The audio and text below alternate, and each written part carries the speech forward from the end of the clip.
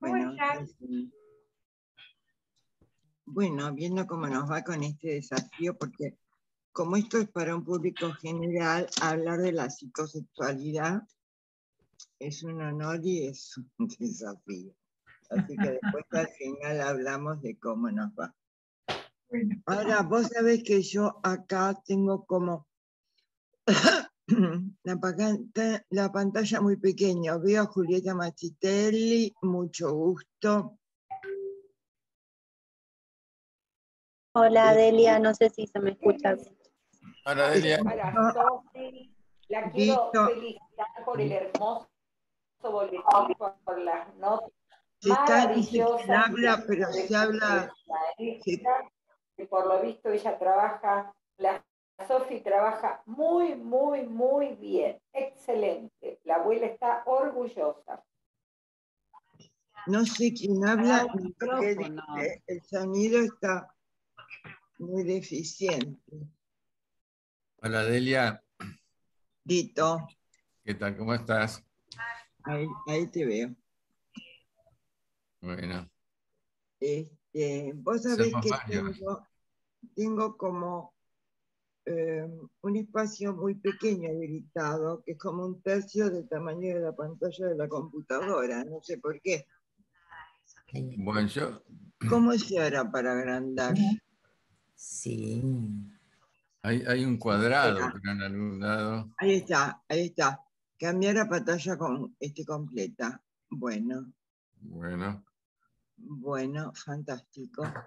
Viste que hay 400 inscriptos. Es una suma.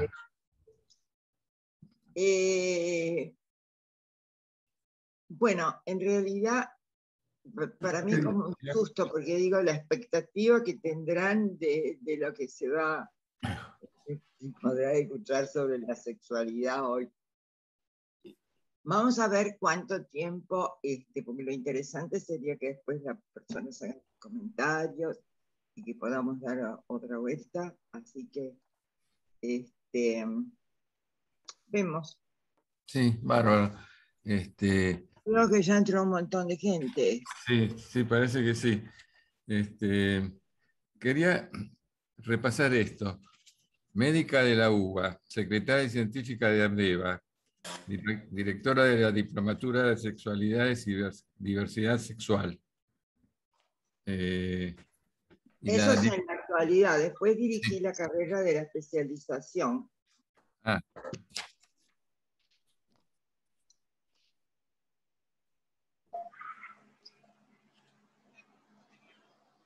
Y secretaria científica, terminé ahora el año pasado, por segunda vez.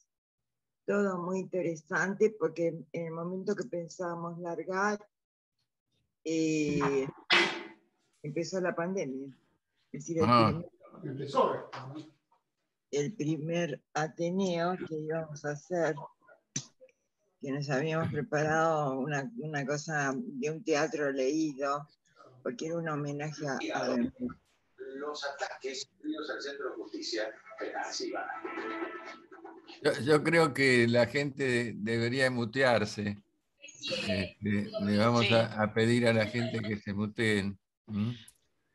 Y vamos a esperar un ratito para que se hagan las 8:30 y comenzamos. ¿Te parece? Sí, claro. Yo, a ver si veo gente en la pantalla. Compartir. El anfitrión puede bloquear, puede cerrar los micrófonos de todos, también. Hay una opción para cerrar. Me la tienen que enseñar. Bueno, a ver, reacciones, grabar, chat, participantes, detener video, pero ese es mi video. Abajo. Sí, participantes, reacciones, no. No. Hola, Julieta. Arriba, información sobre la reunión, donde se dice grabando, al lado. A ver, no tengo eso. Dito. Soy Guido. Despreocupate por el tema del silenciamiento de los micrófonos. Yo me encargo de eso. Olvídate. Perfecto. Bárbaro. Ahí está, bueno, buenísimo.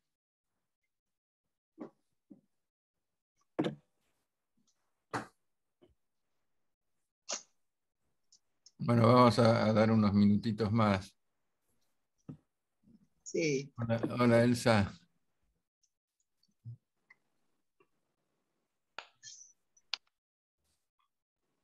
Buenas. Hola, Marcos. ¿Qué tal, Marcos? ¿Qué tal? ¿Qué tal, ¿Cómo Alicia? estás? Hola, Elsa. ¿Qué tal? ¿Cómo vas, Julieta? ¿Bien? ¿Todo bien? Bueno, me alegro. Hola, Miriam. Hola, ¿qué tal, Elsa? Bien, ¿y vos? Gracias. No, por favor. Aquí estamos. Sí, voy a agrandar mi imagen porque estamos acá. Ahí estamos.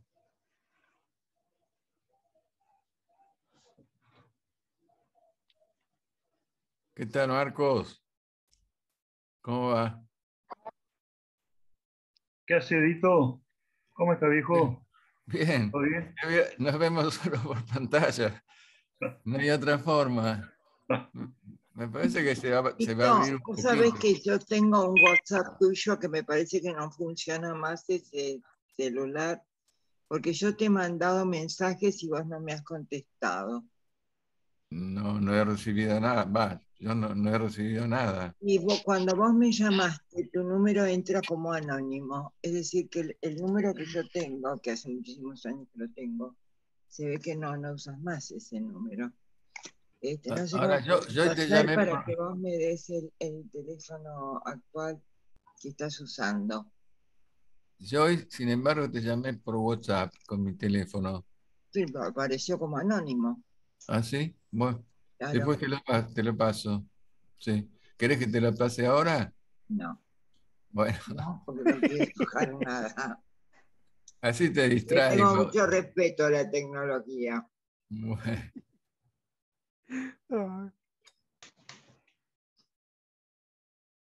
Bueno, somos varios de la casa. Hola. Hola, ¿qué tal?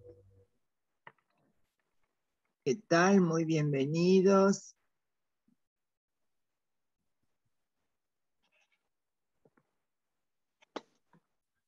Guido, no te veo a vos.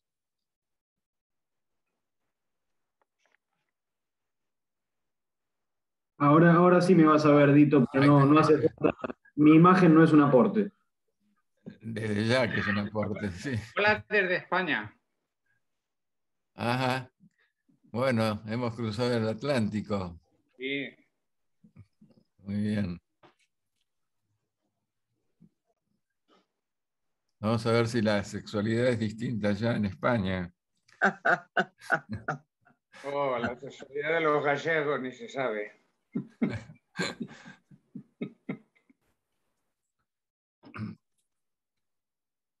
Bueno, yo creo que podemos dar inicio a esto que llamamos ciclo de conferencias que organiza la Comisión de Extensión del IUSAM.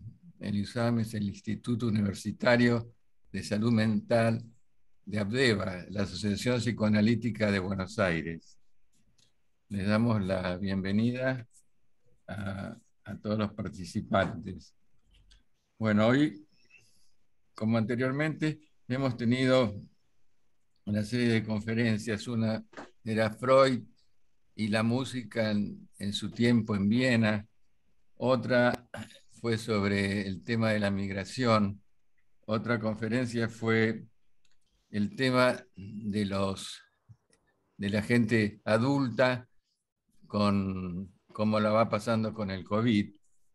Y hoy tenemos una conferencia muy atractiva de la doctora Delia Torres sobre la sexualidad hoy.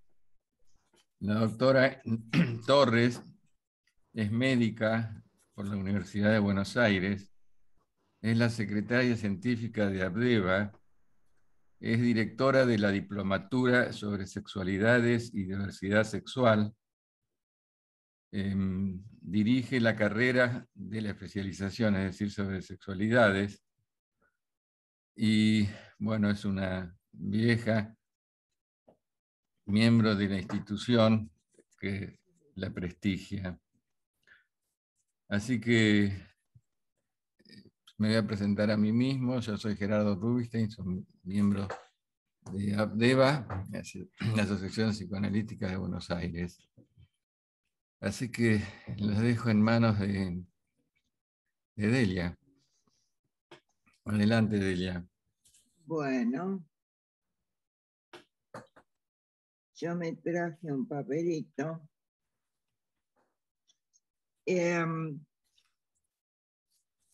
Para mí realmente, bueno, me honra la invitación y es un gran desafío porque hablar de la sexualidad para un público general es,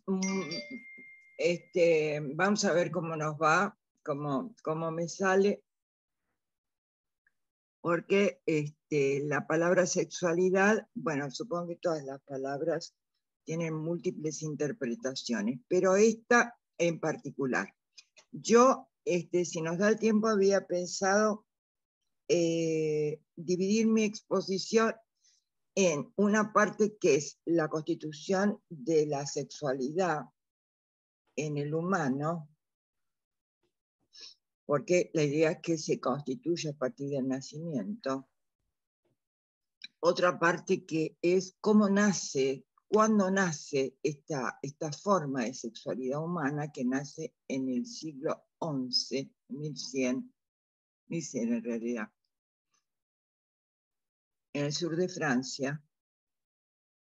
Y el marco, tenía mucho interés en hablar un poco del marco social, político, económico, religioso, para que ustedes vean cómo no lo pensamos, pero cómo la sexualidad toma senderos, formas directamente vinculados con el poder de la época.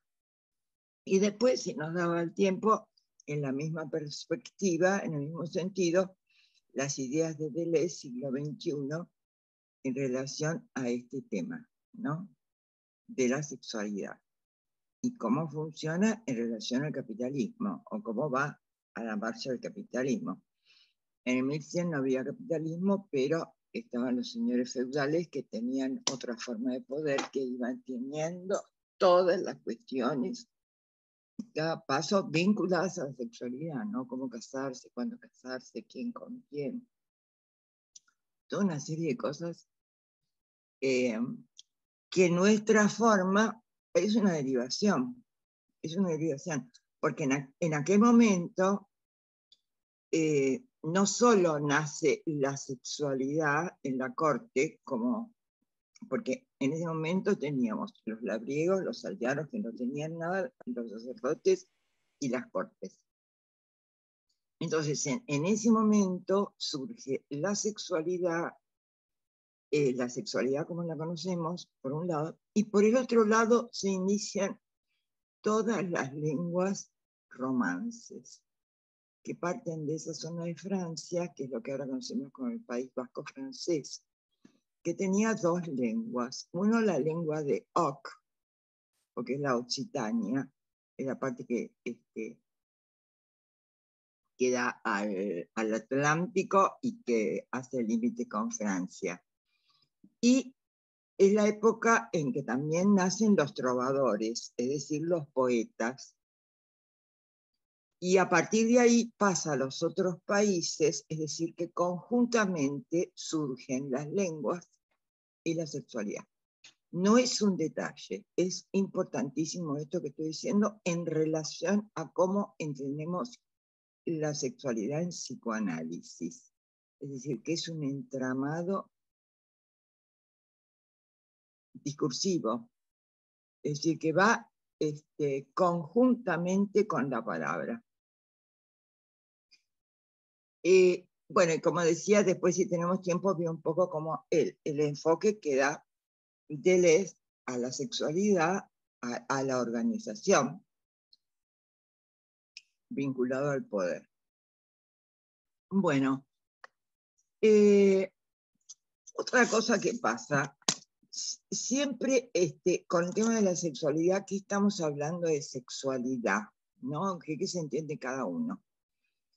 La verdad es que cada cual debería decir lo que entiende en cada momento. Por ejemplo, en la Divina Comedia, el sector de los pecadores, digamos, de exceso, ¿no? De soberbia y varias cosas así, están los sodomitas, sodomía.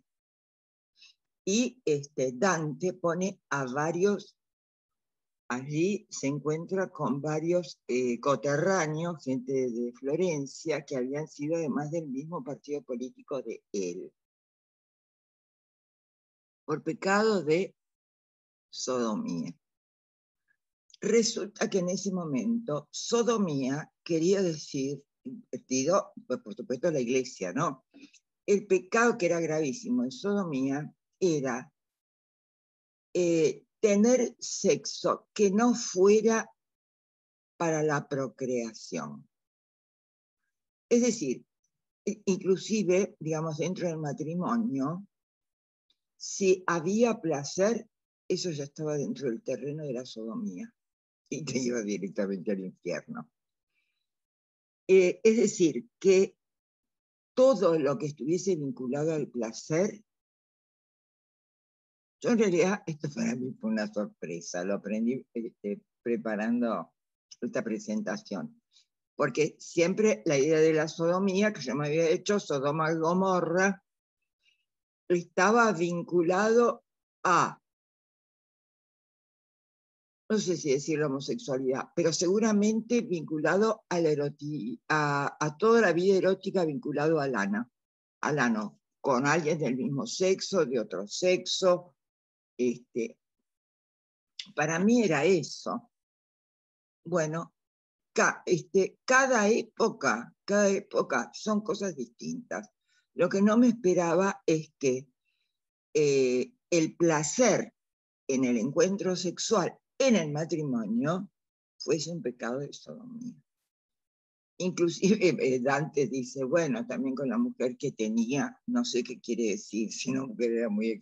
No sé, pero digamos, le echa la culpa a la mujer de que este hombre esté ahí en ese momento.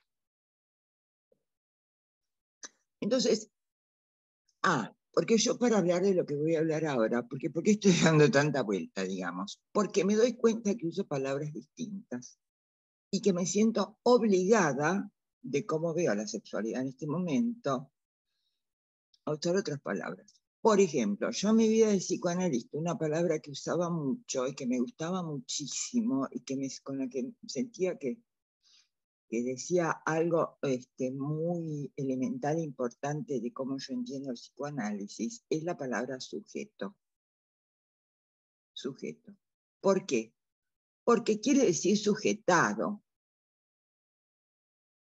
Sujeto es sujetado. Y entonces, este es un concepto fundamental en el psicoanálisis, en uno de los aportes fundamentales de Freud, porque el sujeto cree que elige,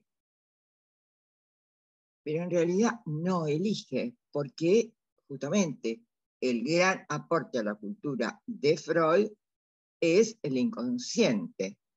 Entonces, uno es en el inconsciente y donde cree que es, no es. Entonces yo usaba mucho la palabra sujeto, como digo, y me sentía muy cómoda porque me daba pie para ir desarrollando toda una serie de ideas vinculados a lo que era la conciencia, a lo que es el espejo, el narcisismo. La cuestión es que ahora, con todo lo que estamos estudiando en la diplomatura de género y diversidades sexuales, resulta que la palabra sujeto no se puede decir sujeta. Pues bueno, sí podríamos decir sujeta, pero no me sirve más, digamos, la palabra sujeto, porque la mujer queda fuera. Ni qué hablar, eso ya seguro todos lo tenemos, que se dijo siempre, se escribió el hombre con mayúscula para hablar de todos los seres humanos. Entonces, como yo he ido tomando conciencia y he hecho un cambio subjetivo con todo el trabajo en la diplomatura, de escuchar tantas cosas, no es para mí. Entonces he tenido que cambiar las palabras. Hombre, por supuesto, como humanidad, bueno, por ejemplo, humanidad. En el caso de sujeto, digo persona. Es una cosa que, bueno, persona lleva a máscara, pero bueno, esa etimología la dejamos. ¿Por qué digo persona?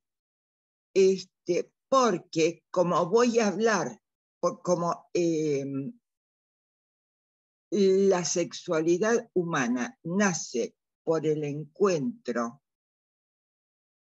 por la apropiación que hace un adulto del recién nacido. Antes decíamos la madre, pero ahora no se puede decir más la madre, porque sabemos que puede ser un varón, una mujer, pueden ser cualquier variedad, digamos, de género. Entonces, yo ahí empecé a usar la palabra persona. Me parece que es una palabra que va bien porque no dice nada del que lleva adelante esta tarea. Del mismo modo, se hablaba del maternaje. Bueno, yo creo que eso no, yo no digo más, hablo de la implantación de la pulsión, la implantación de la psicosexualidad, la creación en el recién nacido, la impregnación a través de la lengua y de todo lo que es ocuparse de la criatura, del recién nacido, hablarle también. Porque, bueno, sí, es madre, pero lo que pasa es que madre específicamente es una mujer, más allá de que lo haya parido o no. Y la verdad es que no tiene nada que ver. No tiene nada que ver. Dicho esto, tenía otros ejemplos para ponerles. Por ejemplo, iba a hablar de, bueno, maternaje, esa, digo, humanización, proceso de humanización. No quiero entrar en la palabra perversión porque es muy largo y también es interesantísimo y Lacan ha hecho desarrollos extraordinarios, pero eso no, yo estoy tratando de explicar las cosas más elementales. Bueno, acá digo una cosa, no sé mucho me enteré que Freud en una carta de familia a una de sus hijas habla de la monstruosidad que es obligar a una mujer a continuar con un embarazo de una criatura que no quiere. A mí me impresionó profundamente. Digo, a mí sigo encontrando, digamos, Freud en cosas así que me parecen increíbles, ¿no? Entonces, él dice algo así como que es una violación, que es una cosa terrible, que es una apropiación del cuerpo de un ser humano, que es innombrable. Bueno, que él lo diga, digamos, yo por otro lado pienso lo mismo, es decir, que el humano, no es lo que está en el vientre de la señora que lo concibe. Porque yo pienso que el ser humano es un ser humano a partir del proceso de humanización. Así.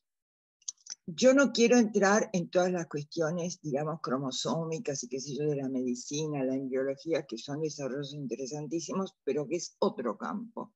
Es decir, que yo me ubico dentro del campo de cómo yo entiendo el psicoanálisis. El psicoanálisis se ocupa a partir del momento de humanización del recién nacido. Entonces, Fíjense que Freud que dice, y lo primero es que la mujer quiera tenerlo. Lo cual no es un tema menor, ¿no es cierto? Y la situación tan desgraciada que vemos de la cantidad de chicas chiquitas que tienen que seguir adelante porque están muy, muy desamparadas en la vida, a lo mejor tienen 12 años, 14 años, tienen que seguir adelante con un embarazo que... Hay otra cosa también que yo le he escuchado y que me impresiona muchísimo, que tiene que ver con esto, de una chica que le escuché decir una vez, de 16, 17 años, y yo dije, como no tengo nada, voy a tener un hijo. Es decir, que en este proceso de humanización y de creación y de instalación de la sexualidad en el humano, de pronto las personas tienen la idea de que mi hijo es una propiedad, porque ahí hay toda una cuestión, ¿no? Con el verbo ser. Es mío, es decir, era muy interesante, es decir, que ella ya era menos pobre porque tenía algo. Es decir, que el hijo, en ese caso, en esa criatura, era como decir, tengo una casa o tengo una cama o esta es mi cama. Y en realidad el hijo no es eso. Si algo no es una propiedad. Entonces, vuelvo, en este proceso de humanización, que es la creación de la sexualidad, una de las cosas que fundamentales es el deseo, las ganas. No voy a entrar ahora, porque el deseo es una palabra amplísima y que toma muchísimas cosas, pero no era. Deseo, tener ganas de tener un chico. Eso es absolutamente fundamental y por eso también me encantó en este momento haber encontrado esa nota de Freud, que lo primero es saber, tener ganas de hacerse cargo de ese proceso de humanización. Otra cosa que es importantísima es ese estado emocional de la persona o las personas que llevan adelante ese proceso, que es muy semejante al enamoramiento.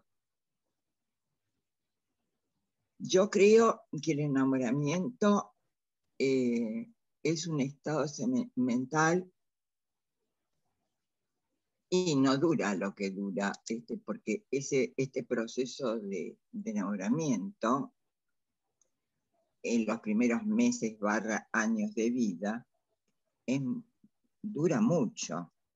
Y son cosas increíbles. Por ejemplo, que la persona que lleva a cabo ese proceso no siente repugnancia por las heces de la criatura. Es decir, que cambia todo. Cuando termina ese proceso, cuando termina, digamos, que termina en realidad cuando la criatura puede pensarse como persona y enunciarse, y no en tercera persona, ¿no? Sino cuando ya puede decir yo. Entonces, por ejemplo, la madre y los padres recuperan la repugnancia que se experimenta, que experimentamos los adultos en relación a la materia fecal. Esto no es un detalle, porque la entrada en la cultura tiene que ver con el renunciar al placer de las heces. Y esto es una observación de milenios. Ya en el Levítico, es decir, uno de los primeros libros de la Biblia, dice, no defecarás en el campamento, es decir, la caca hay que dejarla fuera. Pero fíjense que la primaria, por ejemplo, no se puede empezar si no hay control de esfínteres. Entonces, estas son cosas que le pasan a las personas que están en este proceso de humanización en donde se les mueve toda su vida emocional. La represión, su sexualidad, por supuesto, porque al mismo tiempo son los que hacen el cuidado, tengo que tener cuidado para decir los padres, por ejemplo, tienen su vida erótica que queda totalmente removida porque están permanentemente con ese cuerpo que promueve este estado de enamoramiento, de fascinación, de que se puede estar toda una noche mirándolo, todo lo que uno sabe que pasa, que por ejemplo la casa se está viniendo abajo y nadie lo ve, o esta persona no lo ve hasta que pasaron 6 meses y un día mira y se dio cuenta que se cayó todo y no había visto nada. Y todo esto que estoy explicando es fundamental para el proceso de creación de la sexualidad, que es lo que nos hace humanos, dentro de lo que es la sexualidad humana. No sé si me han podido seguir hasta acá, porque ya dije como el fundamento del fundamento, y va, además, con el tema de que la persona, ¿cómo me sale la madre? Pero no quiero decir la madre. Le habla, y las criaturas cuando nacen tienen la posibilidad de hacer todos los sonidos de todas las lenguas existentes. Y a poco andar, la madre, este es un concepto de Priolani, con la violencia primaria, corta eso. En muy poco tiempo, esa capacidad, ¿no? El laleo se pierde. Ahora, fíjense qué cosa, cómo van tan intrincadas la lengua, el placer del cuerpo, el narcisismo, la sexualidad de los padres, el inconsciente de los padres.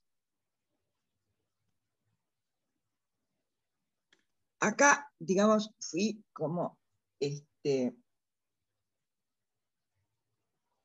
me podría extender muchísimas cosas. Bueno, lo cultural, por ejemplo, lo que en una época el pediatra dice que hay que hacer, o en las culturas, pero digamos en la misma cultura, en la nuestra, como cada época, lo que hoy es, digamos, una especie de asesinato, qué sé yo, que duerma boca arriba, bueno, ahora es que duerma boca abajo, cosas así, en donde ya vemos cómo la cultura, como una forma de eso otro que está por allí, permanentemente está poniendo límites y formateando esta constitución sexual del humano, que, como dije, conlleva la lengua y la constitución del inconsciente, porque de todo este proceso, que es absolutamente fundamental, en nuestro fundamento es lo que nos constituye como humanos, es el inconsciente, es lo inconsciente. Es decir, todo lo que nos va a determinar, no es solo eso, no es solo eso, no es que el inconsciente termine ahí, pero quiero decirles que todo esto, hay una frase que escuché el otro día en inglés y el inglés es genial, la lengua, por eso las lenguas romances no sirven. Decía, where there was, I shall be. Es decir, donde hubo algo, ahí seré. Porque está todo el tema del yo y el ello y cómo se tradujo, y que en realidad, bueno, no voy a entrar en eso, pero lo que quiero decir es que de la nada surjo yo, una persona que finalmente dice yo. todo esto forma parte de un misterio, porque uno es algo que aconteció cuando todavía no estaba. Todavía no estaba. No sé lo que iba a decir. Decir otra cosa del inconsciente. Y tiene una condición de, digamos, ahí hay fantasías, hay pensamientos en el inconsciente, pero pensamientos que no pueden ser pensados y que son enigmáticos por eso mismo. Acá el concepto enigmático es muy importante, porque Freud, hoy estoy freudiano, dijo que la criatura se pregunta, digamos, ¿de dónde vienen los niños? Entonces, toda la vida humana tiene este enigma que es ¿de dónde vienen los niños? Que es tan misterioso como la muerte, porque, digamos, ¿cómo se hace? Uno podría decir, sí, pero no. Estamos hablando de cómo de un proceso biológico surge una persona. A mí me parece que son todos los momentos geniales de Freud, ¿no? El enigma de cómo vienen los niños. Bueno, no quiero abundar mucho en esto. Entonces, esto es todo lo que se experiencia sensorialmente con la boca, el pecho en la boca, las heces, todo lo que sabemos que acontece en las personas que se ocupan de la criatura. Entonces, la psicosexualidad, la sexualidad para el psicoanálisis, o si quieren para la psicoanalista que soy yo, es eso. Es eso. Entonces, eso tiene cosas muy fuertes, digamos. Primero, como ya dije, la capacidad que se perdió, se aprende una lengua, o 5, todas las que se hablan en la casa. Sí, esas, todas las demás, no, se cerró. Después, que todo lo que me constituyó, ¿no? What there was, lo que hubo, me significa en su totalidad, pero es una X definitiva que me conmueve, me mueve, me atraviesa, y además uno cree que decide, y no decide nada, absolutamente no decide nada. Yo creo que esto es importantísimo, porque a mí me parece que en relación a las sexualidades, a toda la diversidad, a todas las cosas, qué sé yo que quieran, uno se olvida que esas personas no lo eligen ni pueden hacer absolutamente nada. No es una elección. Nosotros, digamos, error, llamamos, hablamos, bueno, estoy hablando de la elección de objeto sexual, pero no es una elección. El objeto lo toma uno. No se elige nada. Entonces, ahí ya hay como todo, por eso estoy hablando desde el psicoanálisis, ¿no? Entonces, todo lo que sea el tomarlo como una mala conducta, como una forma de rebelión, como una forma de que el chico es un degenerado, todo tipo de variaciones, en realidad ya hay que pensarlas, todas estas cosas, en el campo, diría yo, de las neurosis de los que los piensan, porque esa persona no eligió nada. Bueno, no sé si hasta acá me han podido seguir y si he podido transmitir la idea a grandes rasgos de la constitución de la sexualidad a partir y del proceso de humanización en el recién nacido, y que tiene elementos fundamentales como que es esto que dije de la lengua y del deseo, eso que se parece al enamoramiento, que es esa, no quiero decir entrega radical, porque en realidad no se siente como una entrega, sino que es un estado narcisístico total, radical, que es lo que al otro lo sexualiza. Al otro la criatura, digamos, que se está humanizando. Si esto, quisieran que yo hable un poco más de esto, o esto quedó. Porque como digo, el psicoanálisis que yo manejo, me entiendo, para mí es esto. Y después muchísimas personas, grandes psicoanalistas, por ejemplo, Bion dijo, pensamientos son buscas de un pensador. ¿Qué quiere decir? Que los pensamientos en lo inconsciente, que son aquellas cosas inalcanzables, en un momento tienen que el yo tomarlo y hacer algo con eso. Mientras tanto, en el inconsciente no hay tiempo, no hay blanco, negro, no hay color, no hay arriba, no hay abajo, digamos, no hay ninguna forma de binarismo, sino que está todo junto al mismo tiempo y en una atemporalidad. Entonces,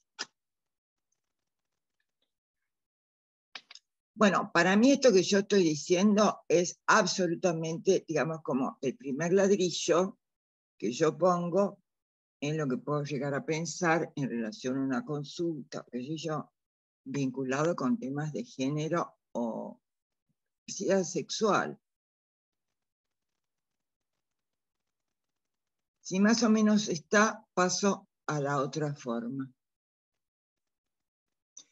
Bueno, también está claro y queda dicho que es intrincadamente la sexualidad y la palabra.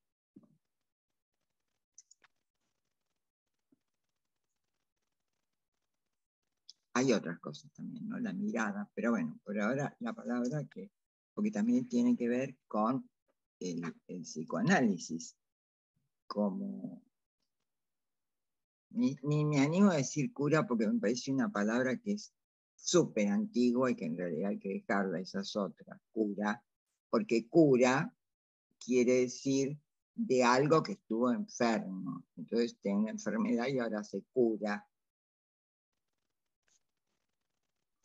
Y en realidad... Perdóname, ¿te puedo hacer una pregunta? Sí, claro. No sé cómo es la dinámica de la... Vos hablaste de implantación de la pulsión y lo diferenciaste de maternaje. No, porque no dije que no hablo más de maternaje, sino hablo de la persona que está haciendo el proceso de humanización. Está bien. Entonces, uno de los aspectos es la sexualidad y por supuesto que la pulsión, pero no quiero entrar en este momento, público general, a ver la diferencia entre pulsión, inconsciente y sexualidad, que abarcan cosas distintas, en un punto se juntan, en otra cosa no importa, no quiero entrar en eso porque también tendría que pensar si estamos pensando, yo en realidad en este momento estoy tratando de hablar sin separar mente y cuerpo, lo cual sería una tradición freudiana radical porque Freud no hubiese podido inventar, digamos, el psicoanálisis sin este dualismo mente-cuerpo que permitió esa creación extraordinaria, porque la humanidad fue distinta después de Freud y el inconsciente. Pero le pone un límite en un punto, no da, porque toda forma de dualismo, mente-cuerpo también, que es imposible, porque la histeria es eso, porque todos estudiamos que lo que no podíamos pensar se iba al cuerpo y se manifestaba. Igual Freud no es que toma este síntoma del cuerpo, como soma, porque cuando la histérica va y dice que le duele la pierna, no es que le mira la pierna o se la toca, no, sino que le dice que hable. Pero de cualquier manera, digamos, el andamiaje teórico es mente-cuerpo. Y yo estoy convencida de que hay que dejarlo. Ahora, no es fácil. Digamos, es un trabajo, bueno, como Moisés, ¿no? El año que viene en Jerusalén, seguimos tratando. Bueno, la filosofía de Deleuze, el rizoma y todo eso, es eso, salir de toda forma de binarismo. La otra cosa que tal vez yo me diría en esto inicial totalmente, porque ahí se humaniza y se humaniza humano con lenguaje,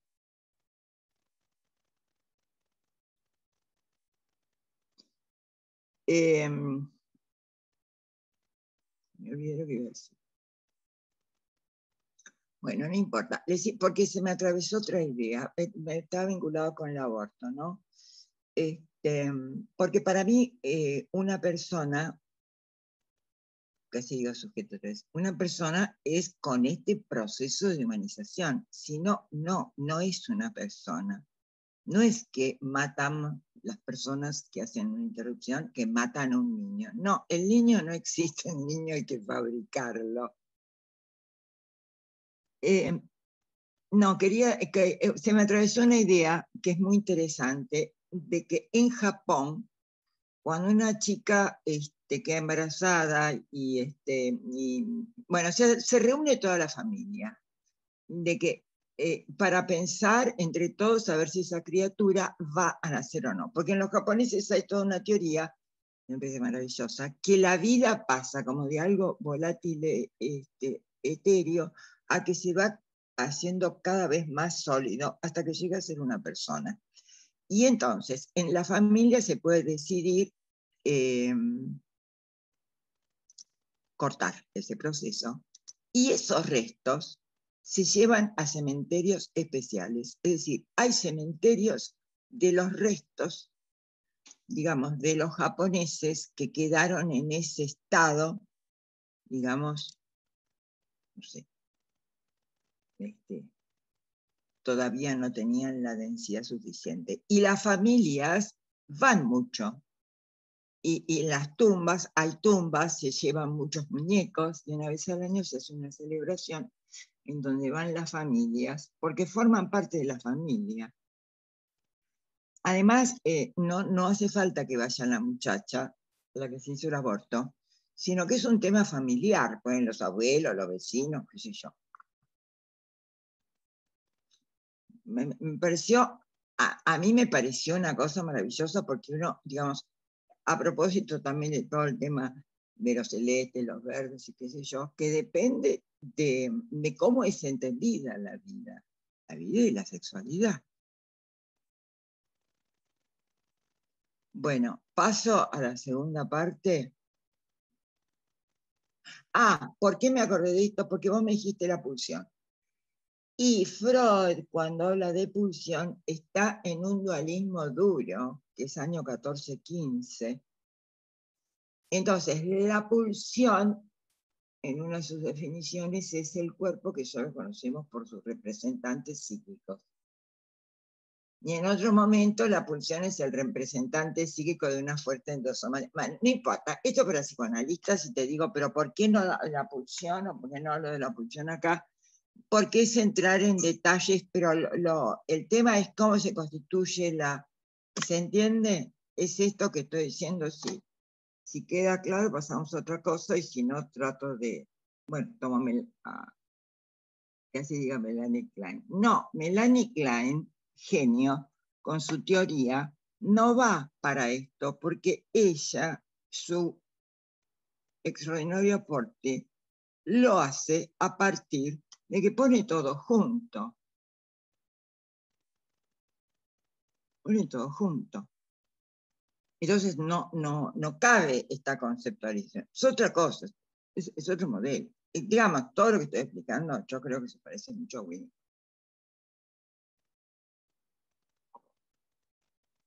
Lo que yo decía del enamoramiento, Y me parece que es la ilusión.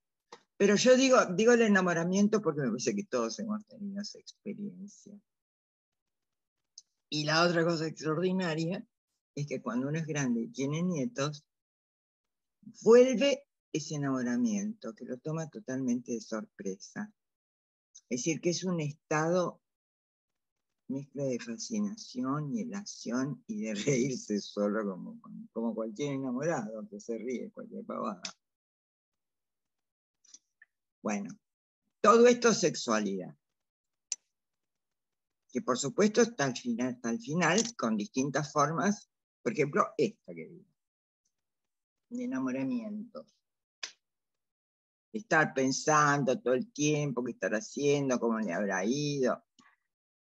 Muy impresionante. Paso al otro capítulo. ¿O quieren que hacer alguna intervención, algún comentario?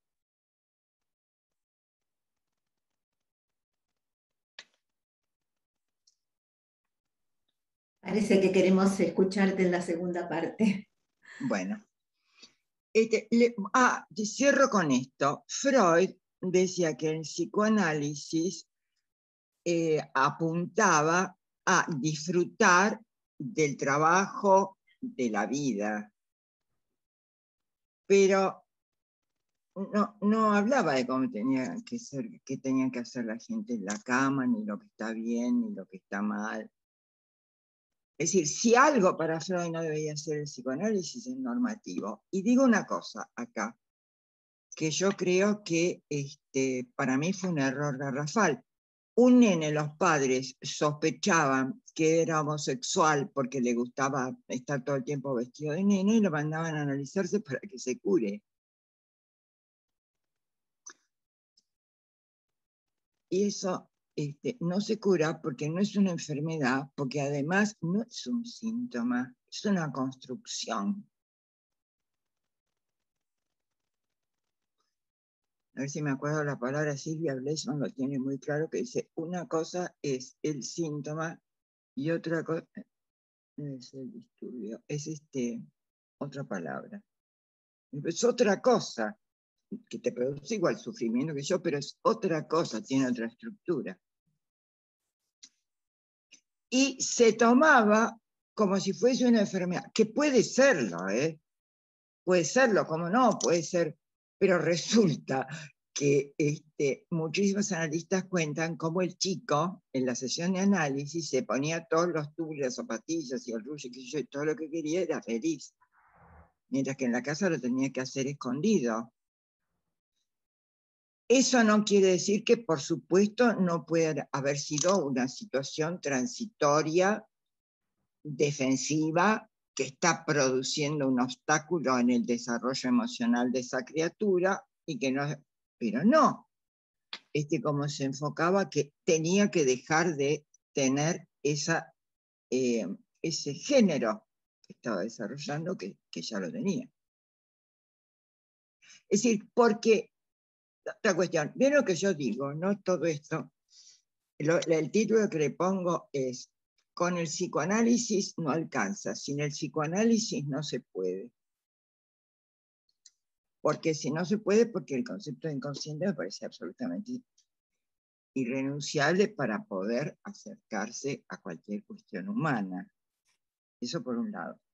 Y por el otro lado, fíjense que nosotros, en todo lo que estudiamos, el tema del género no lo hemos abordado, porque en realidad nos parecía que era, qué sé yo, como que tenés 5 dedos en qué mano y qué vas a estudiar de eso. Nada, en la mano tenés 5 dedos, chao. Te sentís mujer. Pero en realidad, trabajos de por qué uno se siente mujer, nunca nadie escribió nada, no se planteó. Digo mujer, digo hombre. Bueno, cierro esta parte y paso a la segunda.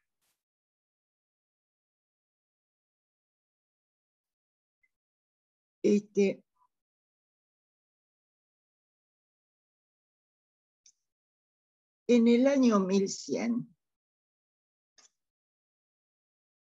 se inventó una mujer inventó lo que se viene a llamar el amor cortés. Amor cortés es porque se hacía en la corte, porque en ese momento existían los castillos feudales, es decir, que funcionaban como cortes, los sacerdotes, como ya dije, y después los campesinos.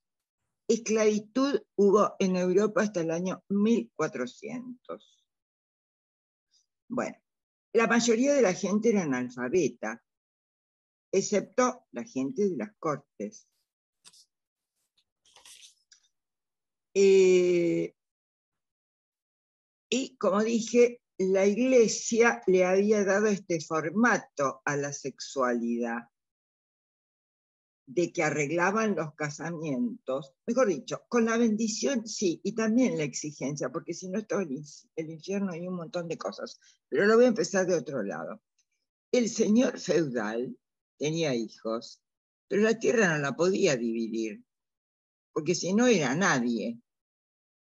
Entonces, un hijo, el mayor, heredaba el mayorazgo. El segundo hijo se hacía cura. El tercero se iba al ejército. Con las chicas o se la ubicaba con algo que viniera bien porque se juntaban las tierras, o monja al convento. Y después quedaba una bandada de varones, de muchachos educados y finos, porque ahí viene la palabra fino, fin d'amour, toda la palabra de corte, cortesía, bueno, entonces estaban en una situación horrible porque, bueno, podían violar a una campesina, pero jamás iban a poder tener una novia, porque las chicas estaban guardadas, las chicas finas, las chicas cortesanas estaban guardadas bajo 4 llaves porque había que conseguirles el candidato que ya a los 12, 13 años, a veces en el momento de nacer, ya estaba, ya se sabía que con ese vecino, con el hijo de ese vecino,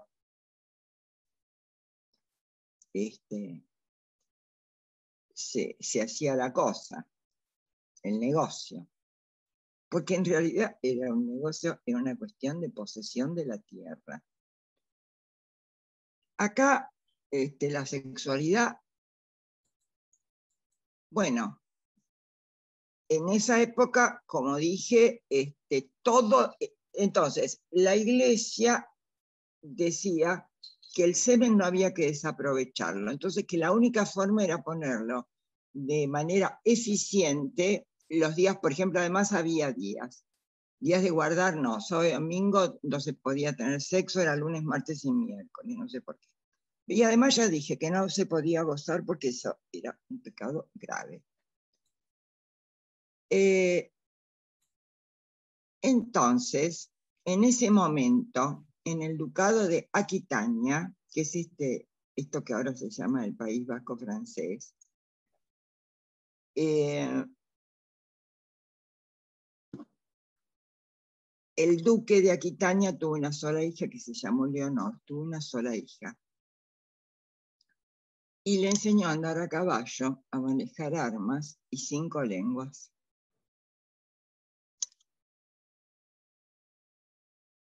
Y heredó el ducado de Aquitania, que en ese momento era 10 veces más grande de terreno que lo que tenía el rey de Francia, que era otro señor feudal con un terrenito comparado con lo que era el ducado de Aquitania. Bueno, Leonor de Aquitania, digamos, una de las cosas que se piensa es una de las primeras mujeres, yo creo que hay otras mujeres, ¿no? Como Dido, que fundó Cartago, hubo otras mujeres. Voy a decir otra cosa. El caballero de la reina o de la dama, ahí está la figura de la dama, después explico más, le decían il don. Don es como don Pedro. Es decir, dama viene de, recién lo dije, de dueña. Pero a esta mujer no se le decía dame, sino que se le decía il don. A mí me parece fascinante esto. Es decir, que como el padre la preparó, le dio todo, ella se organizó una cruzada, se armó una cruzada, ya sola la segunda. Es una cosa interesantísima y rarísima, porque vivió 80 años. Nació creo que en 1120, 1120, y murió en 1200. Fue reina de Francia, reina de Inglaterra. Tuvo 10 hijos, todos vivos, 2 reyes. Ricardo Corazón de León y Juan Sin Tierra, que fueron hijos de ella.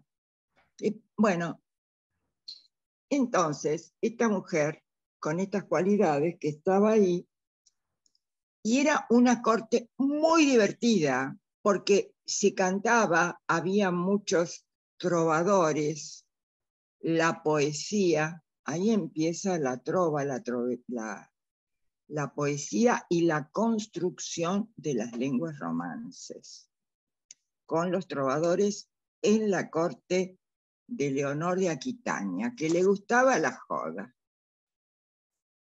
Entonces se inventó una cosa que se llamaba las cortes de amor, el vasallaje de amor, que era darle un lugar a todos estos varones que no podían calzar en este medio social, y les armó ese lugar que era divertidísimo, porque era ser el amante de la reina o de una señora equivalente de las que estaban en la corte. Lo de amante, bueno, en realidad es una palabra que no va, porque era todo un juego. Por ejemplo, el caballero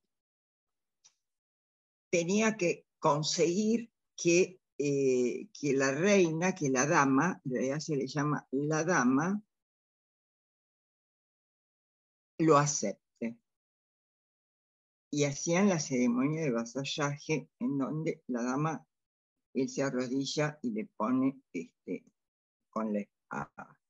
A partir de ahí venían 9 etapas que podían durar mucho tiempo. Por ejemplo, permiso para hablarle, permiso para acercarle la silla, permiso para abrirle la puerta, permiso para tener un lenguaje secreto entre ellos. Mientras tanto podían pasar años, y todo esto era de un erotismo que allí la cosa ardía. Ustedes saben que Lacan tiene un montón de escritos sobre esto, que es lo que llama el amor cortés, porque lo que trabaja es como la imposibilidad. Es decir, no me quiero detener en esos aspectos, porque no quiero entrar en la figura, digamos, de que en realidad era una relación, estos caballeros tenían una relación, una elección homosexual de objeto que era el rey, porque no nos interesa. Yo lo que quiero mostrar acá es cómo la organización social, política, económica y religiosa hizo que la sexualidad funcionara así. Se inventó, después hacían cortes que hacían las damas, en donde juzgaban a los caballeros del fin de amor, que eran todos una especie de parodias divertidísimas. Y entonces que los castigaban, bueno, toda una especie de un juego erótico impresionante. El último paso, si el caballero, ¿no?, era estar en la cama desnudos sin tocarse. En esa época surgieron los mitos, qué sé yo, de Tristán y Isolda, que es eso, el joven, el señor mayor y la reina, Abelardo y Eloísa, Lancelot.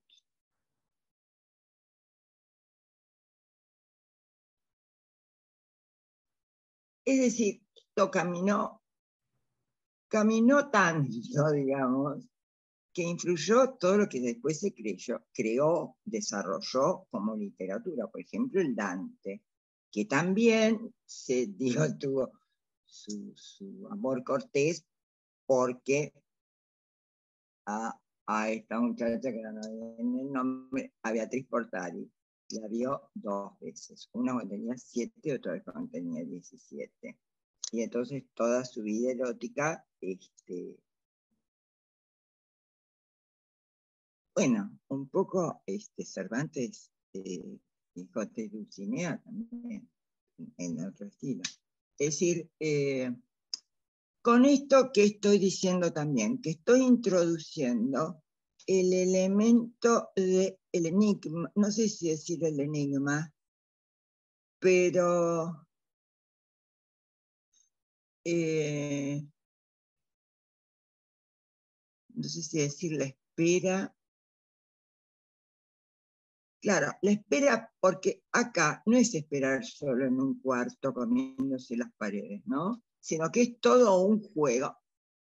Se hicieron en un momento, estaban de moda las películas estas, y recuerdan que se hacían torneos en donde el caballero que estaba en el torneo, les tiraba la lanza y ella le ponía un pañuelito.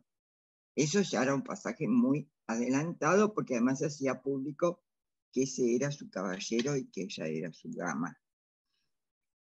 Entonces, bueno, se armaban una vida.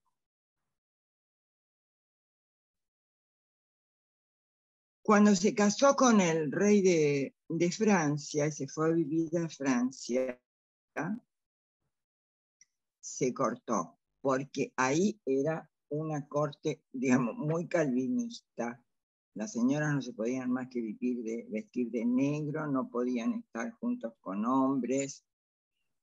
En realidad fue un escándalo, porque se hartó y se divorció. Y se buscó otro marido, que resultó ser el rey de Inglaterra. Que después, toda esa historia, dura siglos, porque la Guerra de los 100 años en Francia es porque los reyes de Inglaterra que habían heredado de la madre, de Leonora, 1/3 de Francia. Bueno, era una señora que, bueno, inventó esto de que se fue a Jerusalén a caballo, con otras mujeres, ¿no? Pero lo armó ella la segunda. Y cuando pasó por Antioquía, que es más o menos, corresponde a Turquía, el que era el gobernador allí era un tío de ella tenía 30 en ese momento, y el tío tenía 20. Y se enamoró, porque además en esa época casarse con el tío, digamos, si la iglesia todas esas cosas que arman. Bueno, ella se enamoró y se quedó 2 años en Antioquía, el rey y todo lo demás, y él después se pegaba a esos lujazos. A mí me parece interesantísimo, porque hay muchas cosas para pensar. Cómo el padre le dio las insignias del poder, que eran hablar lenguas, saber andar a caballo y manejarse con armas. Y entonces eso no le hacía falta usar ninguna de estas cosas, pero todo el mundo sabía que lo tenía, aparte que era la dueña, como digo, de 1/3 de la superficie de Francia. Y dicen que era una mujer de una belleza absolutamente extraordinaria. Y cuando murió a los 80, no parecía que tenía 80. Bueno, esto ya debe ser, digamos, como la magia del mito, ¿no?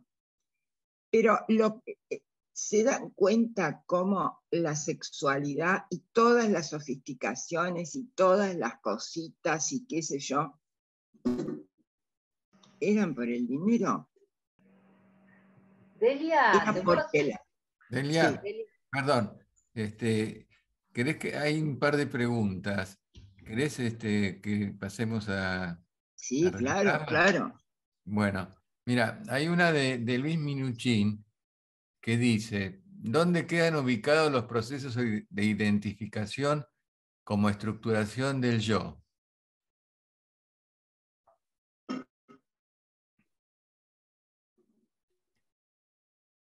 Y después hay otra, ¿te la vuelvo a leer?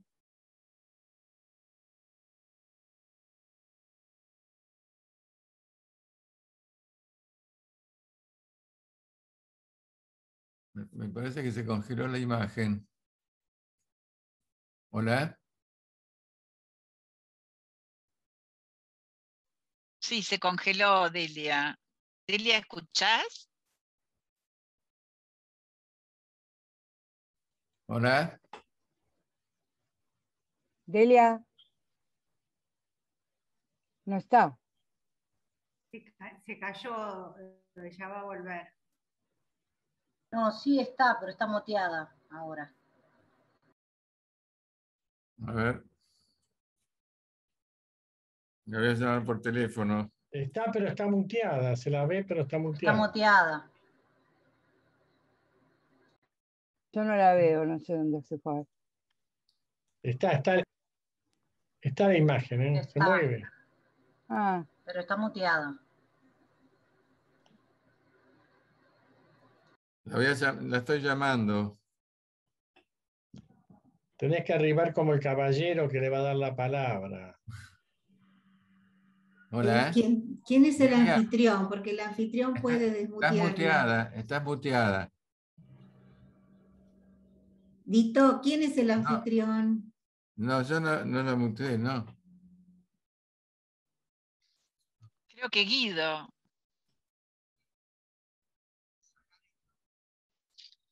Sí. No le deja sacar el rojo, dice.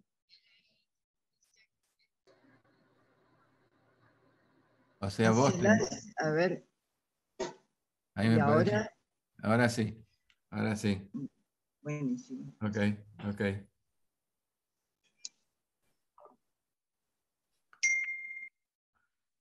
Ahí va.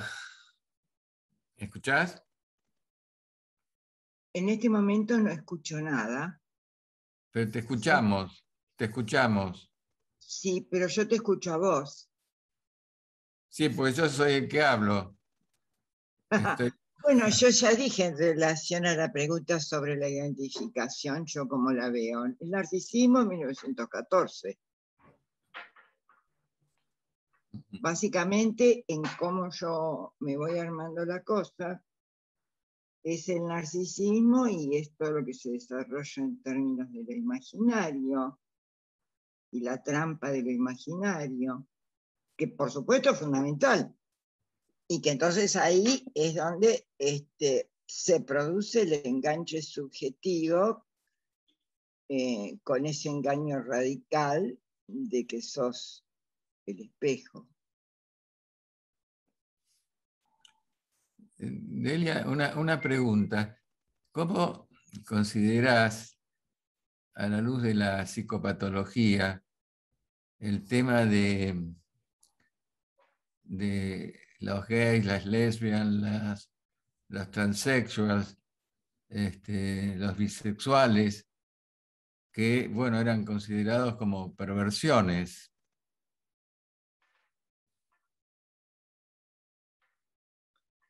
Eso también es muy divertido, ¿no? Porque en esa época, y me parece que no cambió tanto, los dueños de la perversión eran la iglesia,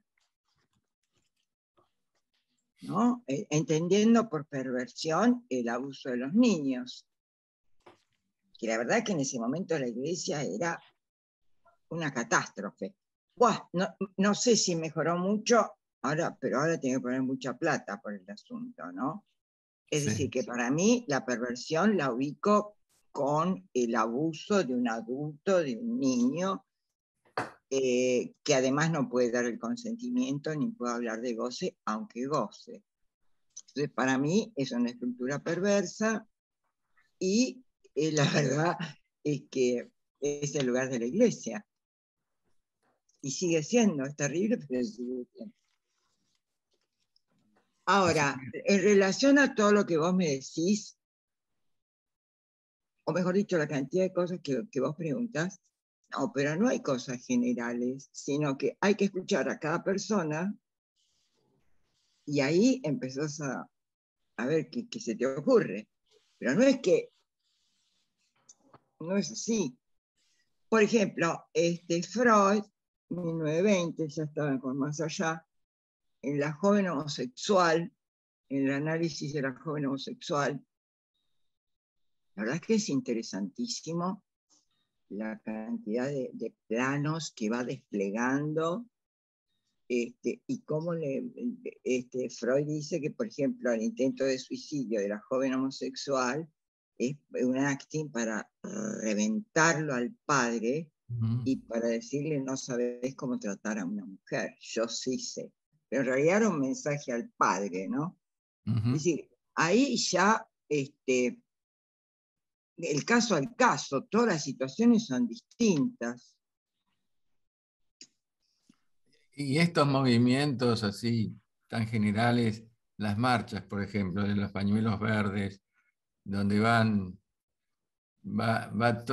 todos mezclados. ¿Dónde voy yo? O muchas de las aquí presentes, de los pañuelos verdes. No. Acá hay otro tema, vos abrís otro tema que está totalmente por fuera del psicoanálisis, sí y no, que es el siguiente. Que así como las familias que tienen un hijo discapacitado, tiene que hacer una lucha permanente para que la sociedad le haga un lugar, con el colectivo, juicio al consorcio porque no quiere que le hagan, estoy hablando de un caso real, no, el consorcio no quiere que hagan rampa porque le estropean el edificio. Es decir, hay vidas que imponen una militancia, digamos, esto que estoy diciendo, por ejemplo, en relación a la discapacidad, porque no solo es en relación a, por ejemplo, estaba pensando en el tema del colegio.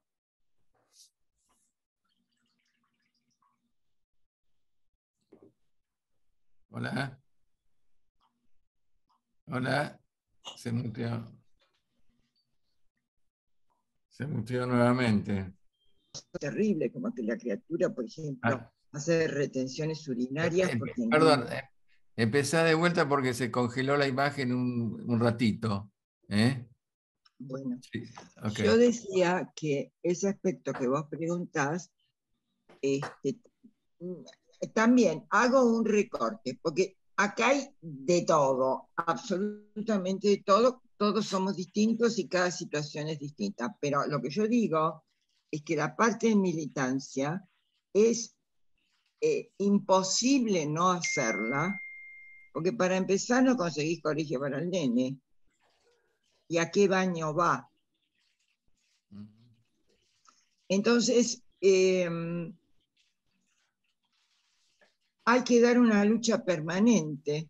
Por eso digo, como con un hijo discapacitado, que lo acepte, discapacidades de distinto tipo, ¿no? Entonces tenés que estar peleando permanentemente a lo largo de toda su vida para poderlo ubicar. Con la discapacidad, Judith Butler estudia mucho la discapacidad junto con estas cuestiones de género y cómo se corta.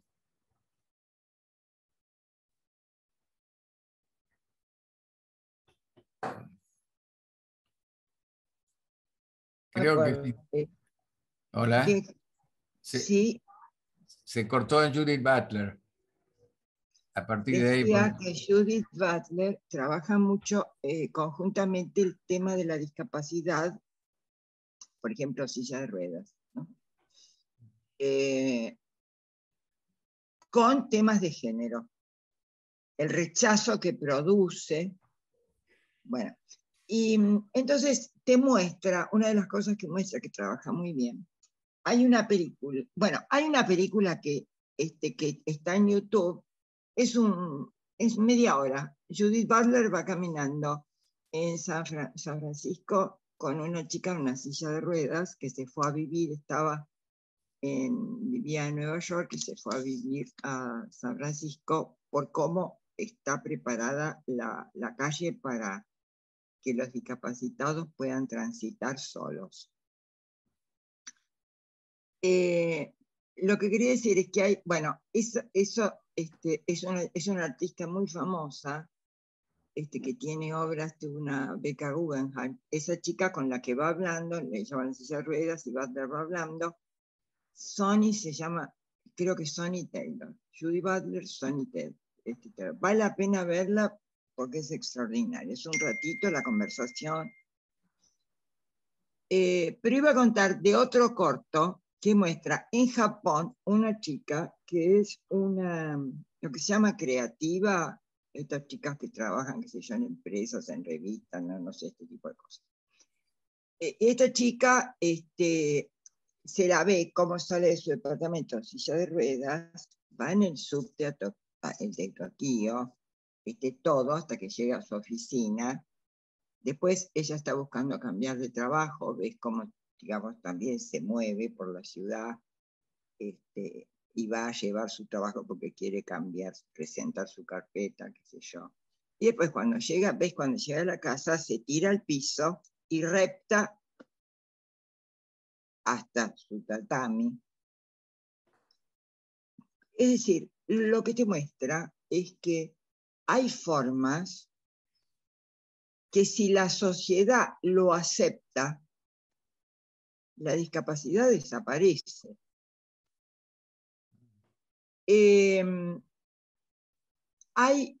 Siempre hubo sociedades en donde cada cual a la pubertad elige si se va a vestir de varón o de mujer, qué sé yo.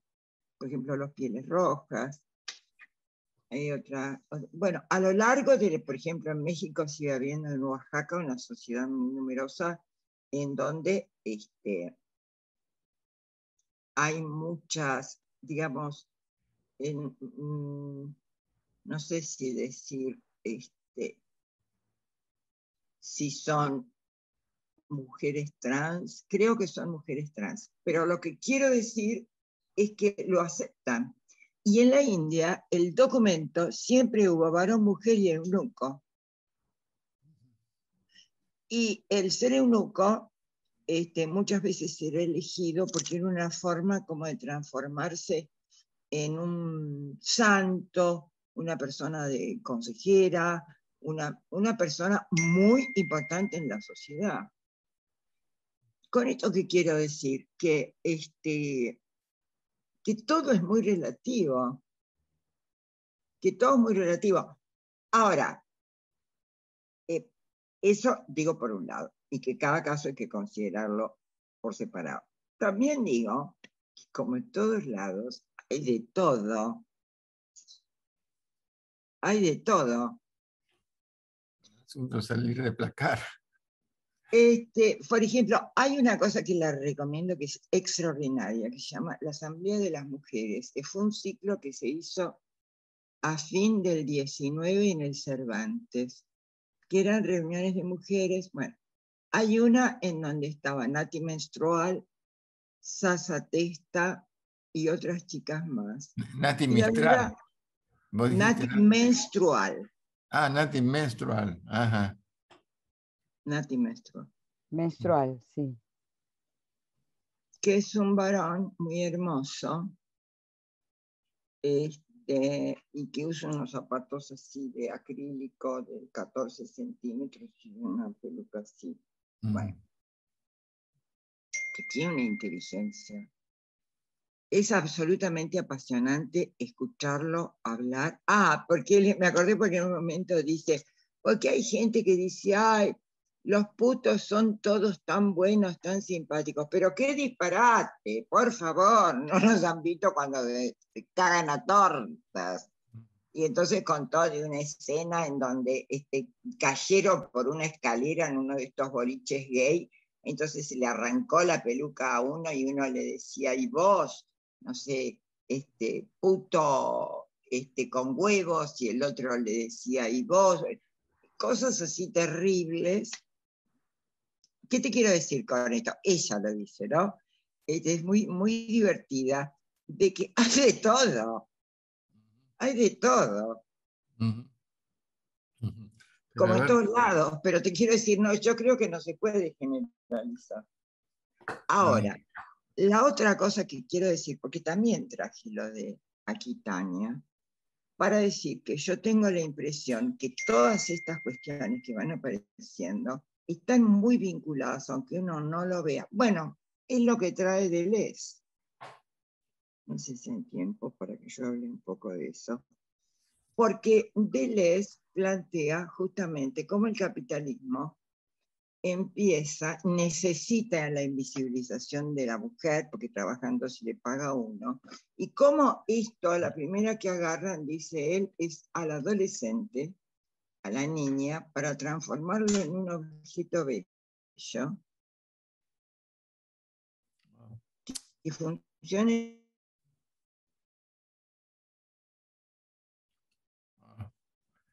Esto es un tema de internet. La pareja heterosexual para que siga fabricando. Perdón. Llegaste en La Niña Bella y se cortó, se congeló la imagen ahí, de La Niña Bella en adelante. Que toman la niña y la formatean, ¿no? La ropa, las piernas, esto, la cirugía, la nariz, lo que sea, para transformarla en un fetiche bello, para conseguirle el candidato, digamos, otro estilo de lo que pasaba cuando a las chicas las casaban para mantener la tierra. Bueno, en esa época la verdad es que a nadie le importaba si era linda, fea, no, ya ni la miraban directamente, pero acá hay, digamos, como otro sistema para...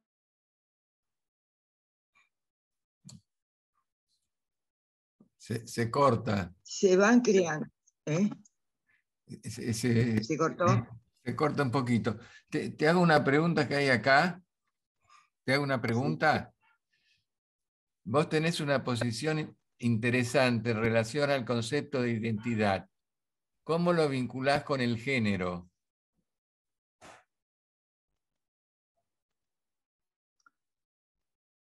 Es de Raquel Dweck la pregunta. Quiere decir,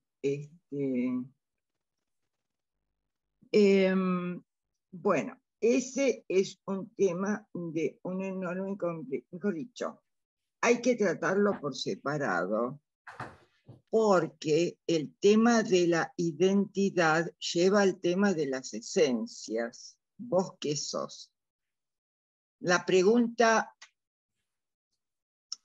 el tema de la identidad, digamos, yo creo que ya quedó planteado como una cosa, en una intuición del 500 de San Agustín, cuando dice yo sé lo que es el tiempo, pero si alguien me pregunta qué es, no sé decirlo. Con esto pasa lo mismo. Yo sé que soy mujer, pero si alguien me pregunta, no puedo decir absolutamente nada. Digamos, ahí hay que abrir el tema de la identidad. Ustedes saben que durante muchísimos años tenían que tener, para que les den el documento, tenían que haberse intervenido el pene, tenían que tener aspecto de mujer y tenían que hacer entrevistas explicando por qué decían que eran mujeres. Muchas mujeres muy inteligentes como Luana Berkins, que murió ya, toman este tema. Ella dice que la única forma de eso es decirle, ¿por qué no me explica usted cómo es hombre? ¿Por qué es hombre? Es decir, vos sabés, es una certeza, pero alguien, no para alguien. Bueno, ahí había todo un tema de narcisismo, ¿no es cierto? Muy interesante para ver, pero hay montones de cosas, es decir, montones de cosas se puede decir con la identidad, ¿no? Pero es un concepto que no ayuda, no lo podemos renunciar a él, pero una cosa es la identidad, otra cosa son las identificaciones.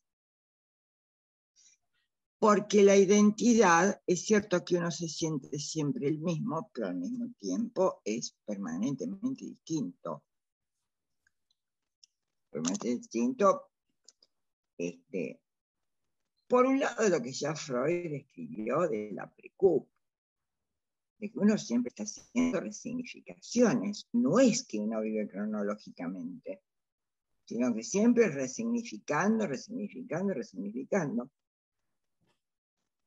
La identidad, por el otro lado, no es un concepto del psicoanálisis.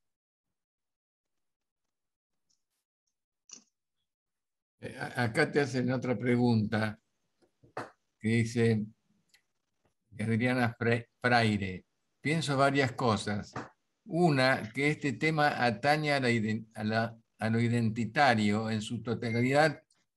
Por otro lado, recuerdo la definición del yo de Silvia Bleichmann como la masa de enunciados identificatorias.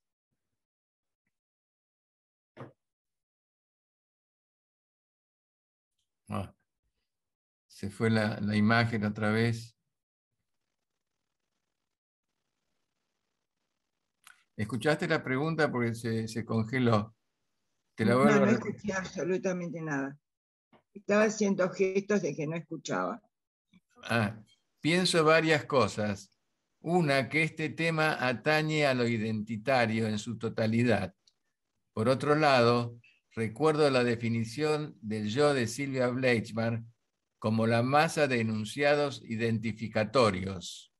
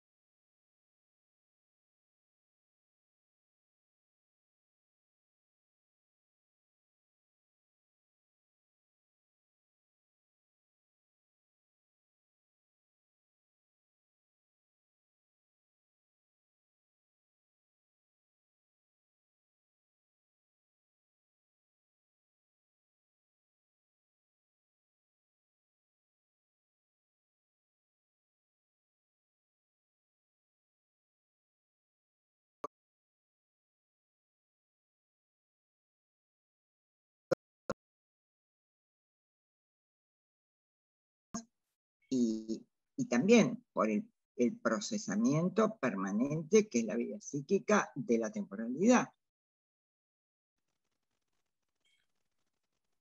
Bueno, lamentablemente el tiempo se acaba porque se va a cortar. Quedaban un par de preguntas más, pero bueno, será para la próxima conferencia que vas a seguir desarrollando estos temas de manera tan interesante y tan novedosa y tan elegante. Así que te queremos agradecer muchísimo, Delia. Y bueno, ojalá hayan podido seguirle y haya podido expresarles estas cosas que para mí son, digamos, muy importantes para acercarse a estos temas. Acercarse, y todos distintos. Hay notas que mandan de muchas gracias, muy interesante el encuentro, muchas gracias, y agradeciendo y saludándote. Y hay quienes aplauden también. ¿Ok? Gracias. Un beso grande y muchas gracias, Delia. Chao. Chao, chao. Bueno, gracias a todos por la Chao, buenas noches a todos. Chao, buenas noches. Chao, Chao, chao. chao. Chao, gracias. Chao. Chao.